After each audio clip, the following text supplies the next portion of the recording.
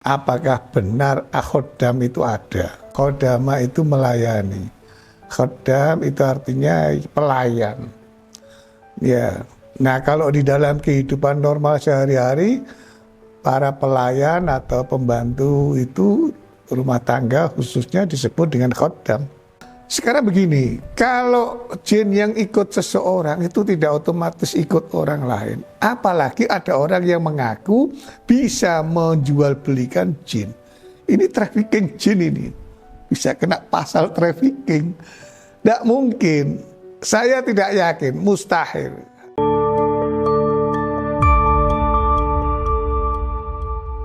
Assalamualaikum warahmatullahi wabarakatuh. Alhamdulillah, assalatu wassalamu ala rasulillah Sayyidina wa maulana Muhammad ibn Abdillah wa alihi wa ashabihi wa man walah ila yaumil qiyamah amma ba'd.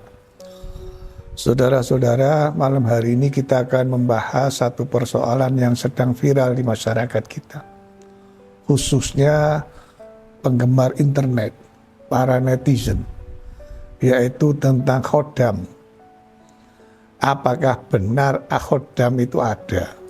Ya. Khodam itu artinya melayani. Khodama itu melayani.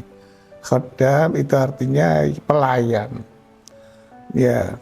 Nah, kalau di dalam kehidupan normal sehari-hari, para pelayan atau pembantu itu rumah tangga khususnya disebut dengan khodam, yang melayani. Tapi apakah ada makhluk halus yang bisa menjadi pelayan kita? Nah, saya ingin memulai dengan cerita empiris tetangga. Dulu saya punya tetangga yang punya jin. Nah, jin itu menjadi khadamnya. Jadi kita kan harus percaya adanya makhluk gaib, makhluk halus yang tidak tampak. Dan salah satunya kita harus percaya ada jin, ciptaan Allah yang tidak tampak oleh manusia. Jin. Nah, ini cerita dari tetangga yang temannya pemilik jin tadi itu. Kata teman-temannya sebaya, waktu diceritakan yang bersangkutan sudah wafat. Ingin ngetes, teman-temannya itu ingin ngetes, apa benar dia punya jin. Nah, rumah kuno itu kan biasanya yang di sampingnya kampung, bukan rumah orang, itu biasanya ada jendela. Nah, jendela itu biasanya separuhnya ditutup kain tabir. Ya. Lalu yang pemilik jin ini ditantang, apa benar ente punya jin? Kalau benar, kita ini kepengen rokok yang tidak ada di situ. Nah, lalu dia tidak banyak ngomong, dia keluarkan tangannya di jendela yang ada tabirnya itu. Tidak lama dia tarik lagi tangannya masuk ke dalam, rokok yang diminta ada. Ya. Dari situ semua percaya kalau dia punya jin. Nah, jadi memang ada praktek orang bisa memelihara jin menjadi pelayannya. Dan anaknya pemilik jin ini itu pemberaninya luar biasa karena dia merasa jin yang milik bapaknya itu ikut dia, melindungi dia gitu. Wallahu a'lam. Tetapi yang jelas itu tidak bisa diwariskan dan tidak bisa turun-temurun. Ya suka-suka jinnya itu, mau ikut anaknya atau mau kemudian lepas cari majikan yang lain. Tetapi itu tidak dianjurkan di dalam Islam. Orang memelihara jin menjadi pelayannya. Karena apa? Karena bisa jadi suatu saat justru merugikan. Bisa saja dia ditipu oleh jin yang dipelihara itu.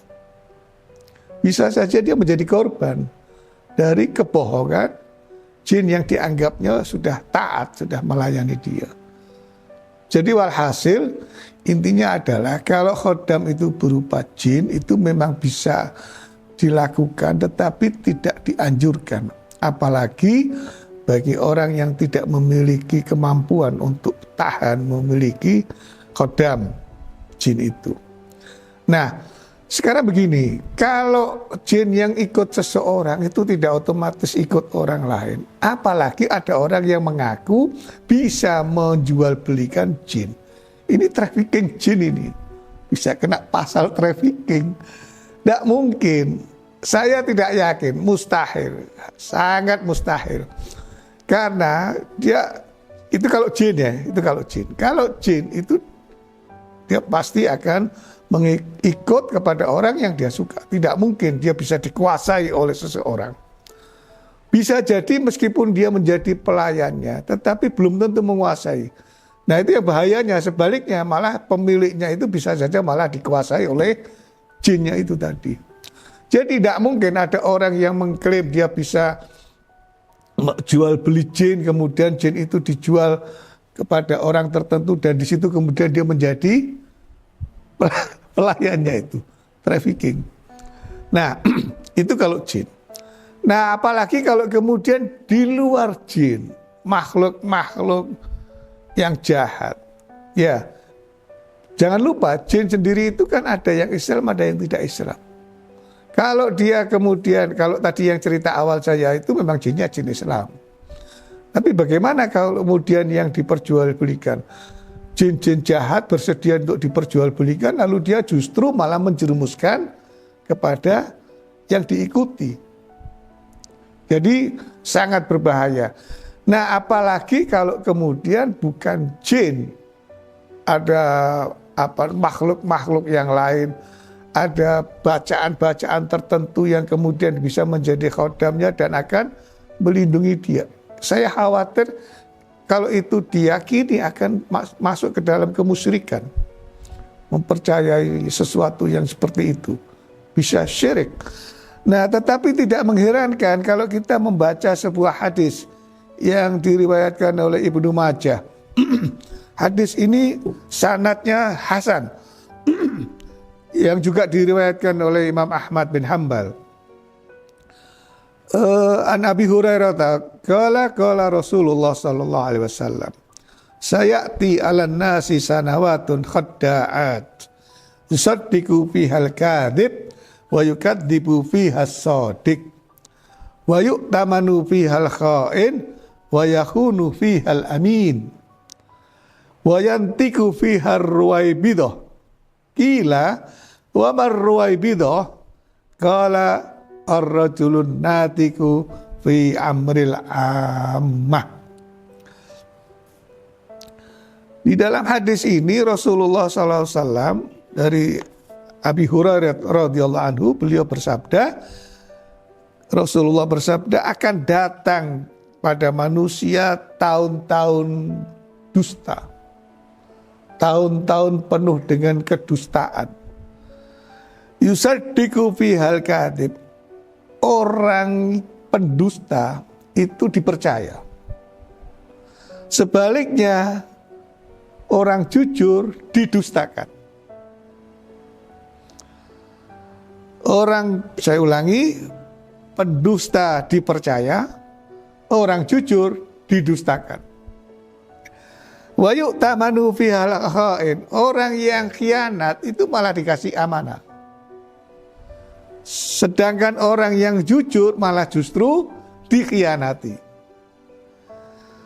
Sampai berkata juga Ruwaibidah, kata Kanjeng Nabi.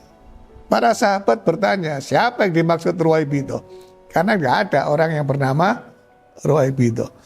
Gila, wamar Ruwaibidah. Apa yang dimaksud dengan Ruwaibidah? Siapa itu?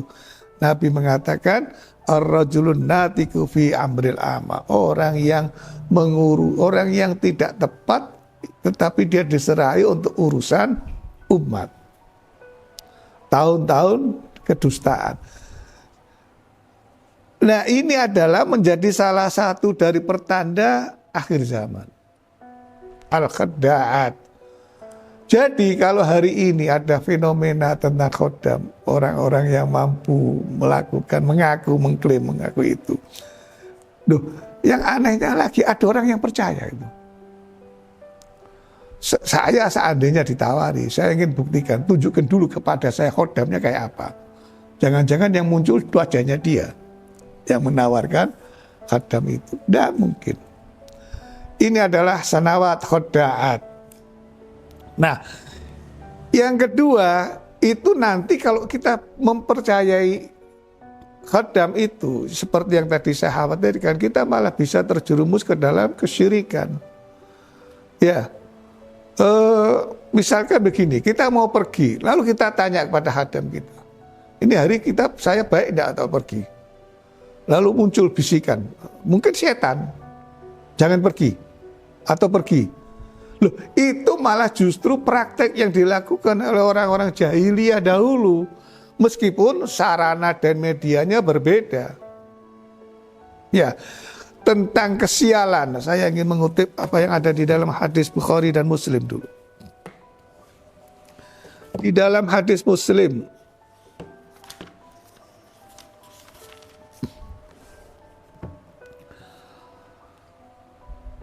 Anin Nabi sallallahu alaihi wasallam qala man ata arrafan fas'alahu an syai'in lam yuqbal lahu salatu arba'ina lailatan. Orang yang mendatangi tukang ramal, ya, kemudian dia bertanya tentang sesuatu, maka 40 malam sholatnya tidak akan diterima. Hadis ini jangan dipahami secara harfiah. Kalau kita sebetulnya untuk apa sih punya khodam? Nah, saya yakin orang yang tergiur kemudian dia betul memiliki dan itu adalah makhluk jahat yang tidak membimbing atau melindungi dia, malah justru menjerumuskan. Kemudian dia penasaran, dia ingin bertanya tentang sesuatu yang akan dia lakukan. Kemudian berdasarkan bisikan khodamnya dia tidak melakukan atau melakukan. Itu sama dengan praktek orang-orang jahiliyah dahulu yang mendatangi para peramal. Jadi khadam ini kan bisa menjadi kayak tukang ramal apa yang dia mau lakukan atau tidak lakukan. Khadam ini bisa berstatus sebagai arrofan. Arrofan itu tukang ramal. Tidak boleh. 40 malam sholatnya gak akan diterima. Nah, kalau kemudian ada pertanyaan, itu bagaimana tentang ramalan cuaca? Boleh enggak tanya kepada BMKG? Apakah BMKG atau juru bicara BMKG itu termasuk arrofan? Enggak. Enggak. Karena apa? Karena BMKG atau ramalan cuaca itu berdasarkan perhitungan ilmiah, scientific. Bukan berdasarkan bisikan atau dugaan-dugaan yang seolah-olah dia mendengar suara langit atau seolah-olah dia mengetahui apa yang terjadi dan berdasarkan suara gaib dan keyakinan-keyakinan yang tidak benar. Beda. Ya. Tetapi kalau ada orang meramal tanpa ilmu pengetahuan saintifik, maka sudah pasti dia termasuk kategori arrofan. Nah, saya khawatir para khodam itu nanti akan menjadi arrofan bagi para pemiliknya. Katakan jin yang tadi saya ceritakan di awal. Bisa jadi dia tanya dulu, hei jin, ini gimana sebaiknya? Saya naik kereta atau naik pesawat? Ya. Saya pergi atau enggak? Ini besok saya mau ujian skripsi, sebaiknya minta ditunda atau tidak? Wah, kalau dia bilang ditunda, seterusnya ditunda, gagal jadi sarjana Anda. Jangan sekarang terus. Arrofan, ya. Nah, praktek itu bisa juga dikategorikan sebagai praktek perdukunan. Di dalam hadis Bukhari,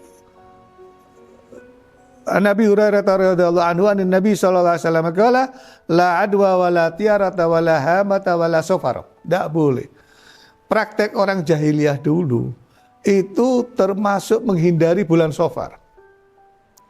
Praktek orang jahiliyah dulu itu biasanya menggunakan kesialan dia akan sial atau tidak itu dengan bertanya kepada, misalkan saya waktu masih kecil di Pasar Juar itu masih ada itu burung ya, kemudian mengambil kartu kartunya dibuka. Nah, kartunya jelek, nanti dia harus hati-hati. Kalau kartunya baik, tergantung kepada pemilik burung tadi itu, dia tanya, Pak, besok saya mau menikah, Pak. Itu misalkan ya. Lalu burungnya ngambil, buka, alamatnya jelek, dilarang menikah. Bayangkan itu. Praktek-praktek untuk mencari informasi kesialan atau tidak yang dilakukan oleh orang-orang jahiliyah dahulu. Tadi sudah ada 3 hadis yang diriwayatkan Ibnu Majah, takhrijnya Hasan, kemudian Sahih Bukhari dan Muslim. Nah, tadi arrafan tukang ramal, tapi khodam itu juga bisa mengkhawatirkan dia akan menjadi dukun pemiliknya. Padahal Rasulullah SAW sudah wanti-wanti di dalam hadis yang diriwayatkan oleh Imam At-Tirmidzi, orang yang mendatangi dukun itu faqad kafara bima unzila ala Muhammadin. Dia sudah mengingkari apa yang diturunkan kepada Kanjeng Nabi Muhammad SAW. Keluar dari Islam. Yang terakhir saya ingin mengutip apa yang diriwayatkan di dalam hadis riwayat Abu Dawud. Di dalam bab khusus Kitabul Kahanah wa Tatayyur. Man ataka hinan. Ya. Fasaddaqahu bima yaqulu tsumma tafaqa, maka faqad bari'a mimma unzila ala Muhammadin sallallahu alaihi wasallam. Orang yang mendatangi dukun kemudian dia mempercayai apa yang dikatakan oleh dukun tadi itu, sepakat dengan apa yang diucapkan oleh dukun itu, maka dia sebetulnya sudah lepas dari apa yang diturunkan kepada Kanjeng Nabi Muhammad SAW. Bahaya, keluar dari Islam, syirik besar. Naudzubillah min dzalik. Sebaiknya jangan coba-coba. Ya, sudah keluar duit, beli hadam. Ini bisnis yang tidak bisa dibuktikan. Jauh dari kebenaran. Mudah-mudahan santri-santri kebangsaan tidak tergiur untuk punya khodam. Ya, mudah-mudahan. Kalau kita itu rajin baca wirid, kalau kita rajin zikir, kalau kita rajin ibadah, itu insya Allah bacaan kita itu akan melindungi kita. Tidak perlu hadam. Allah langsung yang akan melindungi kita. Kan kita sudah pernah mempelajari apa yang disampaikan oleh Imam Ghazali. Imam Ghazali di dalam Bidayatul Hidayah. Kalau kita melaksanakan apa yang wajib dan apa yang sunnah, tidak cuma yang wajib ya, tidak cuma yang wajib. Di dalam hadis qudsi yang dikutip oleh Imam Ghazali di dalam Bidayatul Hidayah, kalau kita melaksanakan, kata Allah, kalau hambaku melaksanakan yang aku perintahkan menjadi wajib, dan yang aku sunnahkan, maka aku akan menjadi pendengarannya, aku akan menjadi penglihatannya, aku akan menjadi kakinya melangkah, aku akan menjadi tangannya. Jadi semuanya akan dituntun di bawah lindungan Allah Subhanahu wa Ta'ala. Cukup laksanakan itu. Ya. Mudah-mudahan ada manfaatnya yang kita pelajari malam hari ini. Wallahul muwaffiq ila aqwamit thoriq. Assalamualaikum warahmatullahi wabarakatuh.